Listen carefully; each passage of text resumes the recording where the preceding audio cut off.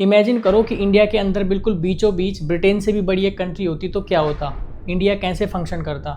ऐसा बिल्कुल हो सकता था अगर 1948 में हैदराबाद को ऑपरेशन पोलो के जरिए इंडिया में शामिल न किया होता तो। इंडिया 15 अगस्त 1947 को आज़ाद हो गया था, लेकिन हैदराबाद अब भी वहाँ के रूलर, जिसे निज़ाम कहते थे, मीर उस्मान अली खां के अंडर में था। 1947 में जब ब्रिटिशर इंडिया से गए तो इंडिया में लगभग 500 रजवाड़े थे, जिनको प्रिंसली स्टेट भी कहा जाता था। ब्रिटिशर्स ने इंडियन इंडिपेंडेंस एक्ट 1947 में इन रजवाड़ों को ये ऑप्शन दिया कि या तो वो इंडिया या तो पाकिस्तान के साथ शामिल हो जाएं।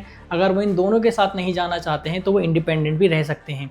मोस्टली सभी रजवाड़ों ने या तो इंडिया या तो पाकिस्तान में शामिल होने का डिसाइड किया, बट हैदराबाद, जो कि इंडिया के बिल्कुल बीचों बीच था, उसका रूलर उस्मान मीर अली खां शुरू से ही एक इंडिपेंडेंट हैदराबाद की मांग कर रहा था। उस टाइम पर हैदराबाद की पॉपुलेशन लगभग 16 मिलियन थी, जो कि मोस्टली तेलुगु, मराठी, कन्नड़ स्पीकिंग लोग थे, मतलब मेजोरिटी पॉपुलेशन हिंदू थी।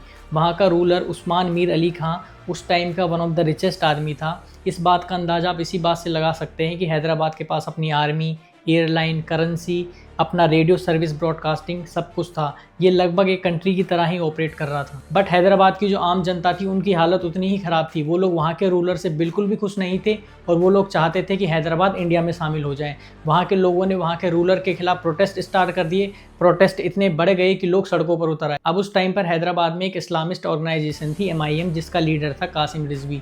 उस MIM की एक मिलिटेंट ब्रांच थी जिनको रजाकार कहते थे। तो ये सब लोग मिलकर हैदराबाद के रूलर को सपोर्ट कर रहे थे। तो ये जो रजाकार थे, जो भी लोग हैदराबाद के रूलर के खिलाफ प्रोटेस्ट कर रहे थे, उनको इन्होंने मारना, लूटना शुरू कर दिया और मास लेवल पर लोगों की किलिंग शुरू हो गई। अब इस सिचुएशन को देखते हुए इंडिया ने हैदराबाद के साथ एक एग्रीमेंट साइन किया, जिसमें हैदराबाद को ऑटोनोमस स्टेट का दर्जा दिया जाएगा। इसमें इंडिया के पास वहाँ के फॉरेन पॉलिसी और डिफेंस मैटर रहेंगे, बाकी के जो इंटरनल मैटर है वो वहाँ के रूलर के पास ही रहेंगे, और रजाकार को कम्प्लीटली बैन किया जाएगा। लेकिन MIM का जो हेड था कासिम रिजवी, वो इन सब से खुश नहीं था, और जिसकी वजह से रजाकार ने अपना आतंक चालू रखा और लोगों को वो मारते रहे।